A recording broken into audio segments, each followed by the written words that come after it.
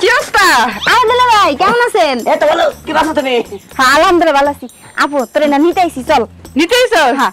আচ্ছা ঠিক আছে, তাহলে লজাই যাবা যে কয়দিন থাকবা? থাকবো 10-12 দিন। 10-12 দিন? হ্যাঁ।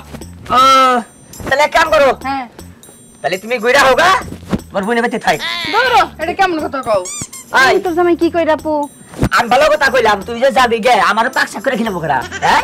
তো তুই ঘুরে আগে তারপরে যাবনি? দুলা ভাই এর একটা কথা বলে আপনি, আমাদের বিয়ের সাথে কিছু হয় নাই, আমি বলে এসে আপনি রান্না বাড়া করুন। এই যে কয় বিয়া সাথে না কও শোনা দে। বিয়া সাথে দিমনি তোমার এখন আমার পাকশাক করে আমি খিলাবা। ধরো, ও থাকবো না আর বিয়ের সাথে হয় না এখন পর্যন্ত। আপু চল তো। হ্যাঁ? এই যে আমার হালে এসে বড় নিবেন নিকে। তাহলে তোমার বউ জায়গা। তাহলে আমরা খাই মরো না এই যে করলে বউ ঘুরে ওকে হারিয়ে থাই।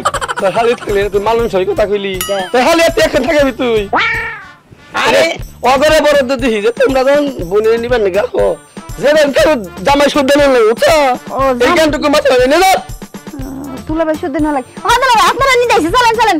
তাহলে যান যাই এখন। হ্যাঁ চলেন। আচ্ছা আচ্ছা ঠিক আছে নাও তাহলে। আর আপু আসেন আসেন দুলা ভাই আসেন। নাও।